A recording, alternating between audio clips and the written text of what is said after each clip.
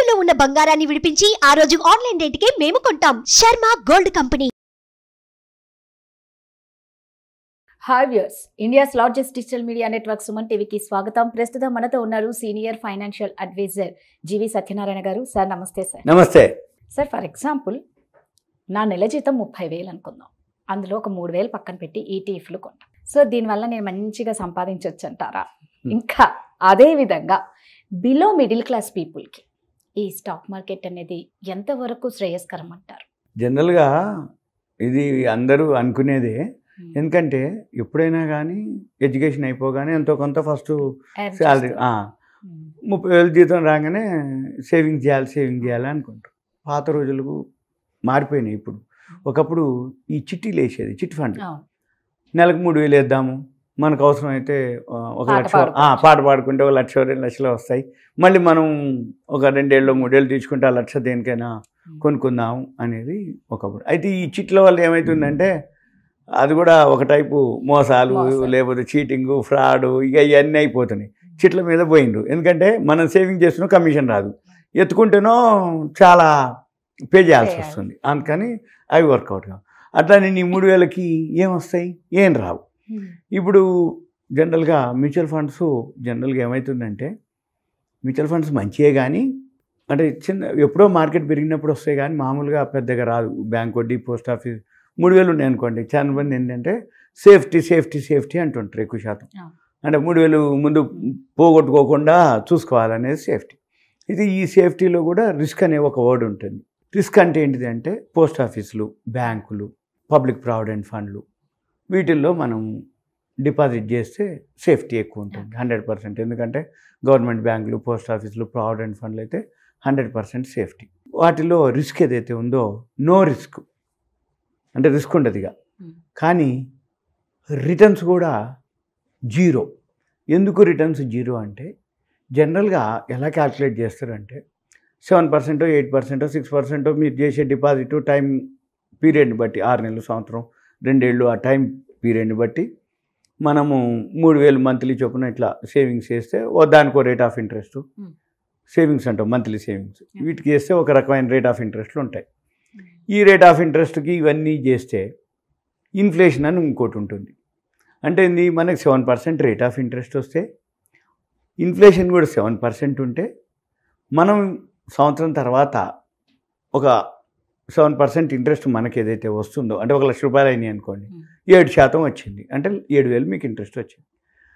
Inflation వడ్డీ rate, inflation ద్రవ్యోల్బణం, ఈ ద్రవ్యోల్బణం కూడా ఇన్ఫ్లేషన్ అంటారు. ఇన్ఫ్లేషనే ద్రవ్యోల్బణం అంటే మనం కొనుక్కునే వస్తువుల యొక్క ధరలు సూచి అన్నమాట.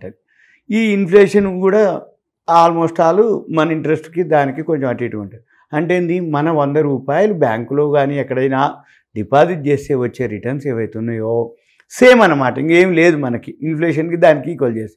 అంటే నీ 100 ఉన్నట్టు ఒకటి. ఇక రెండోది, ఇప్పుడు 100 రూపాయలు ఉన్నటువంటి వస్తువు సంవత్సరం తర్వాత 100 ఉండదు, అది 100కి దొరకదు, అది క్వశ్చనే లేదు దాంట్లో. ఏదైనా సరే అంటే ఎందుకు పెరుగుతాయి అంటే ఎప్పుడైతే ఈ క్రూడ్ ఆయిల్ పెరుగుతూ తగ్గుతూ ఉంటుందో, ఇన్ఫ్లేషన్ ఎప్పుడైతే పెరుగుతూ ఉందో వడ్డీ రేట్లు పెంచుతారు. ఈ వడ్డీ రేట్లు పెరిగినప్పుడు మనం తినేవి, తాగే వస్తువులన్నీ కూడా పెంచుతూ ఉంటారు.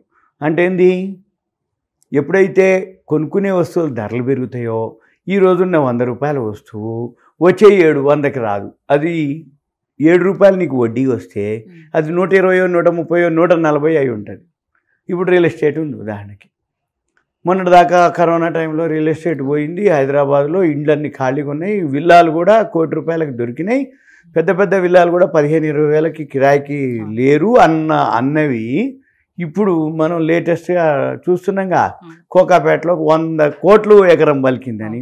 ఈరోజు లేటెస్ట్గా ఊరు బయట కూడా 1 లక్ష రూపాయలు గజం పలికింది అనమాట. అంటే ఏంది, వితిన్ 2-3 ఇయర్స్లోనే కరోనా పోయిందో లేదో అనగానే రియల్ ఎస్టేట్ ఇండియాలోనే, వరల్డ్లోనే ఇంత హైయెస్ట్ రేట్లు హైదరాబాద్లో లేవు, ఉన్నాయని చెప్తారు. ఇది కూడా అంతే అనమాట. ఎప్పుడైతే మనం కొనుక్కునే వస్తువులు మన కాడున్న 3,000 పెట్టి ఈటీఎఫ్లు కొనవచ్చు. ఈటీఎఫ్లు ఎప్పుడు కొనాలి అంటే మార్కెట్ బాగా డౌన్ ఉన్నప్పుడు ఉపయోగపడతాయి. ఇప్పుడు మార్కెట్ ఆల్ టైమ్ హైలో ఉంది. ఇప్పుడు నువ్వు ఈటీఎఫ్ కొనుక్కున్నావు అనుకో, నువ్వు ఎక్కువలో కొనుక్కున్నట్టే. ఈటీఎఫ్ అంటే ఏంటంటే సింపుల్గా ఎక్స్చేంజ్ ట్రేడెడ్ ఫండ్. ఈ ఎక్స్చేంజ్ ట్రేడెడ్ ఫండ్ అంటే ఏంటిదంటే మనం నిఫ్టీ బీస్ అని అంటారు, గోల్డ్ బీస్ అంటారు, ఇట్లా IT bees, real estate, pharma bees, ఇవన్నీ ఈటీఎఫ్లు. అంటే ఏ సెక్టార్ నువ్వు కొనుక్కోదలుచుకున్నావో ఈ ఈటీఎఫ్ని కొనుక్కోవటం. ఈ ఈటీఎఫ్ ఇప్పుడు 3,000 పెట్టిర్రు, 3,000 పెడితే వస్తాయి ఈటీఎఫ్లు. అయితే మీరు ఈటీఎఫ్లు కనుక కొనుక్కోదలుచుకుంటే షేర్ మార్కెట్లో రెగ్యులర్గా కొనుక్కోవాలి. ఎందుకు? మార్కెట్ పెరిగింది అనుకోండి, ఉన్నవి మనకి పెరిగినట్టు వస్తుంది. సపోజ్ మార్కెట్ తగ్గింది అనుకోండి, కొనుక్కునేవి మనకి తక్కువలో దొరుకుతాయి. అంటే ఓవరాల్గా యావరేజ్న మార్కెట్ అయితే పెరుగుతూ ఉంటుంది కాబట్టి ఈటీఎఫ్లు సేఫే. కాకపోతే ఏంటంటే కొన్ని డేట్లు ఉంటాయి. ఆ డేట్లో ప్రతి నెల లాస్ట్ థర్స్డే, ప్రతి నెల అది 25 రావచ్చు, 26 రావచ్చు, 27 రావచ్చు, 28 రావచ్చు, ప్రతి నెల లాస్ట్ థర్స్డే. ఈ లాస్ట్ థర్స్డేకి ఏమవుతుందంటే F&O క్లోజింగ్ ఉంటుంది, ఫీచర్స్ అండ్ ఆప్షన్స్ ఉంటాయి, అది క్లోజింగ్ ఉంటుంది. Nifty, bank Nifty, individual scripts అని. అయితే గుర్తుపెట్టుకోవాలి వ్యూయర్స్, లాస్ట్ గురువారానికి ముందు బుధవారం రోజు, గురువారం లాస్ట్ గురువారం 27, 28, 26 వచ్చింది, గురువారం బుధవారం అంటే ముందు రోజు మధ్యాహ్నం 1:15 నుంచి 2 గంటల మధ్యలో, 1:30, 2 గంటల మధ్యలో కొనుక్కోవాలి. ఆ టైంలో కొనుక్కొని యావరేజ్ చేసుకోవాలి. మీరు 3,000 ఉన్నాయి కదా, ఆ 3,000కి ఈటీఎఫ్ కొనుక్కోవాలి. మళ్ళీ వచ్చే నెల ముందే డేట్ పెట్టుకోవాలి. గురువారం 26 అయిందా, 27 అయిందా, బుధవారం ఏమైంది 1:30కి ఒక్కసారి కనుక అలవాటు పడితే కరెక్ట్గా ఆ డేట్ నాడు స్ట్రైక్ అయిపోద్ది. సింపుల్ అనమాట. ఉదాహరణకి పెద్దోళ్ళు ఉంటారు, 60 ఏళ్ళోళ్ళు, 65 ఏళ్ళోళ్ళు, 4:30కే లేస్తారు.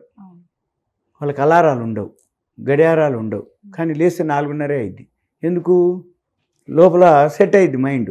అంటే నువ్వు మొదట్లో అలారం పెట్టుకొని లేస్తారు. కానీ మీరు కూడా వారం ఒక 10 రోజులు గడిచిపోతే ఆటోమేటిక్గా మీరు 5:30కి అలారం పెట్టి లేస్తే 2-3 రోజుల తర్వాత 5:30 కానీ లేపుతుంది మెదడు. ఏమని? ఇంకా టైం అయింది, అలారం మోగదు, నువ్వు లేచినాగానే మోగుద్ది. అంటే కరెక్ట్గా దానికి నీకు మ్యాచ్ అయింది అన్నట్టు. సేమ్ ఇలానే మీరు 1-2 నెలలు కనుక ప్రాక్టీస్ చేస్తే మీకు అలవాటు అయిపోద్ది. ఈటీఎఫ్లు ఓకే. అయితే తగ్గినప్పుడు కంటే కూడా ప్రతి నెల మనం కొనుక్కొని 3,000, 4,000 అదొకటి కొనుక్కోవచ్చు. ఇంకా జనరల్గా ఏంటంటే ఈటీఎఫ్ల కంటే కొత్తగా అంటే చిన్న అమౌంట్లు కాబట్టి ఈటీఎఫ్ లేదు అనుకుంటే ఏదన్నా ఒక షేర్ని కొనుక్కోవటం సేఫ్. ఇంకా ఎస్ఐపి అంటాము. ఎస్ఐపి అంటే సిస్టమేటిక్ ఇన్వెస్ట్మెంట్ ప్లాన్.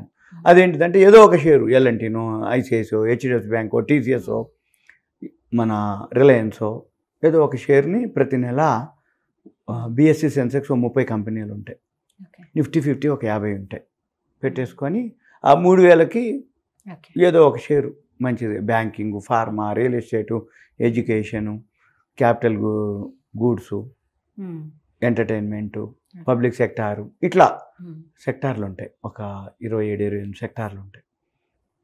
ఒక్కొక్క సెక్టార్లో ఒక్కొక్కటి సెలెక్ట్ చేసుకొని రిపీటెడ్గా ప్రతి నెల మీరు కొంటూ ఉంటే తెలుసు, అది చేయొచ్చు.